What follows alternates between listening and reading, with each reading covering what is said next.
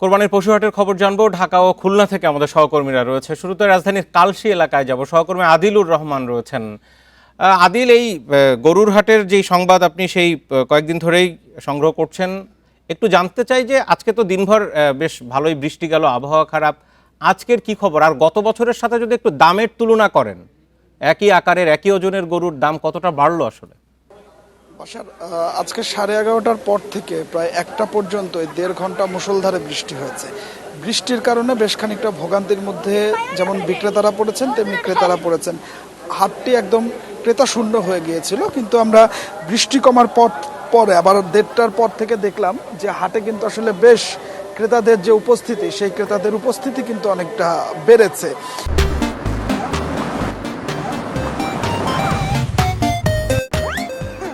এবং আমি এই মুহূর্তে কালশী হাটে আছি। কালশী হাটে আমরা দেখতে পাচ্ছি যে একের পর এক কোরবানির পশু, পছন্দের পশুটি ক্রেতা যারা আছেন তারা কিনে নিয়ে যাচ্ছেন।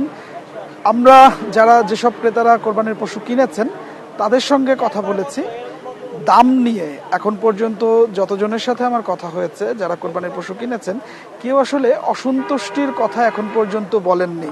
প্রত্যেকেই বলছেন যে গত বছরের তুলনায় খুব একটা দাম বাড়েনি, এবং গত বছরের তুলনায় কেউ কেউ বলছেন যে গত বছরের তুলনায় তারা কোরবানির পশুর দাম কম কিনেছেন।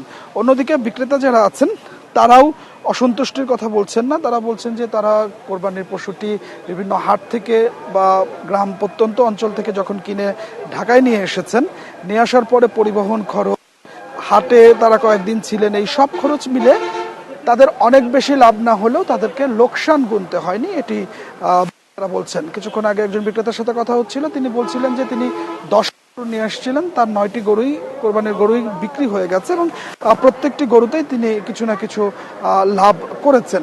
আরেকজন বিক্রেতার সাথে কথা হচ্ছিল, তিনি বলছিলেন যে তার যে একটি গরু নিয়ে আসছিলেন, সেই গরুটা গ্রামে 70,000 টাকা দাম হয়েছিল, তিনি ঢাকায় নিয়ে এসে 79,000 টাকায় বিক্রি করেছেন। তার পরিবহন খরচ বাদ দিয়েও তার কিছু বাড়তি লাভ পেয়েছেন, সেটি আসলে বলছেন। তো এই যে মিশ্র যে কথাগুলো আছে, সেই কথাগুলো তো আছেই কোরবানির হাটে। আবার এখন পর্যন্ত কিনতে পাচ্ছেন না বা বাজেটের মধ্যে মিলাতে পাচ্ছেন না, তাদের কেউ বলছেন যে কোরবানির পশুর দাম বেশি, বিক্রেতারা ছাড়ছেন না।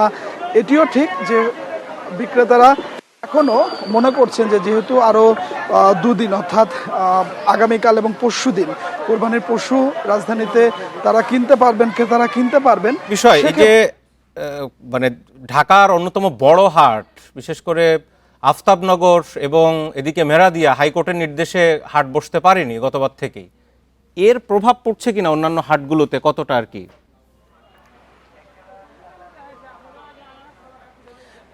বাসার যদি আমরা বলি যে আফতাবনগরে বা মেরাদিয়াতে হাট বসেনি, তবে মেরাদিয়ার হাটটি সেটি পরিবর্তন হয়ে গিয়ে মোস্তমাজি অর্থাৎ স্টাফ কোয়ার্টার রোডে সেই জায়গাটিতে বসেছে। তবে আফতাবনগর বা মেরাদিয়া যে হাট দুটির কথা বলছিলেন, এর একটা বড় চাপ পড়েছে কিন্তু তেজগাঁ যে পশুর হাট, সেই পশুর হাটে। আপনি নিশ্চয়ই দেখবেন যে তেজগাঁ পশুর হাটের যে এরিয়াটি, সেই এরিয়া কিন্তু পুরো শিল্প অঞ্চল এলাকা, তিব্বত, নাবিস্কো ছাড়িয়ে গিয়েছে। অর্থাৎ অবশ্যই যখন কোনো বড় হাট বন্ধ হয়ে যায়, সেটি যখন অন্য জায়গায় চলে যায়, তখন আশপাশের যে হাটগুলো আছে সেই হাটগুলোতে কিন্তু আসলে তার একটা প্রভাব পড়ে এবং সেই হাটগুলোতে কোরবানির পশুর যে সরবরাহ, সেই সরবরাহটা বেড়ে যায়। তো আদিল, আপনি থাকুন আমাদের সাথে। আমরা এবার একটু ঢাকার বাইরে যাই। খুলনা থেকে সরাসরি আমাদের সাথে রয়েছেন সহকর্মী শামীমুজ্জামান। শামীম, খুলনায় জোড়াগেট সহ বেশ কিছু জায়গায় পশুর হাট রয়েছে এবং স্থানীয় পশুই বেশি আসে, একটু জানাবেন সেখানে আসলে দরদাম কেমন?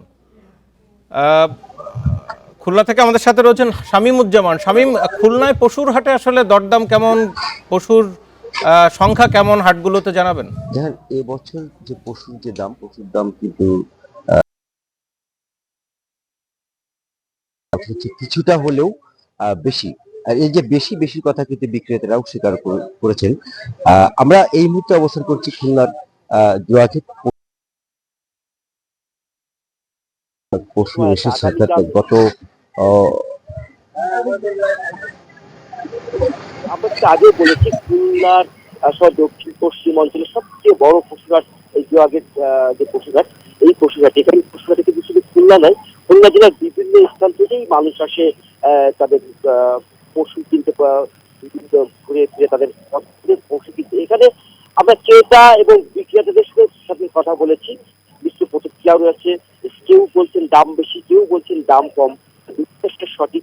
আমরা কয়েকজন বিক্রেতার সাথে কথা বলেছিলাম, তারা যেটা বলছেন যে গত বছরের যে কিছুটা হলেও দাম এই বছর একটু বেশি, তার কারণ গরুর উৎপাদন খরচ বেশি করেছে, খাবার ওষুধ সব মিলিয়ে আসলে গরু পশু পালনে কিন্তু আসলে খরচ বেশি। অপরদিকে ক্রেতারাও কিছু বলছেন গত বছরের চেয়ে কিছুটা দাম বেশি। আমরা দুইজন ক্রেতার সাথে কথা বলেছিলাম, তারা যেটা বলছেন যে গত বছর যে পশু 1,60,000 টাকায় কিনেছিলেন, সেই একই ধরনের পশু এই বছর 1,80,000-90,000 টাকা আর দাম চাচ্ছেন বলে সেই ক্রেতা আমাদের কাছে বলেছেন। আর একটা কথা বলছি, হাঁস এই যে যে আগে পশু হাটের নিরাপত্তায় পুলিশ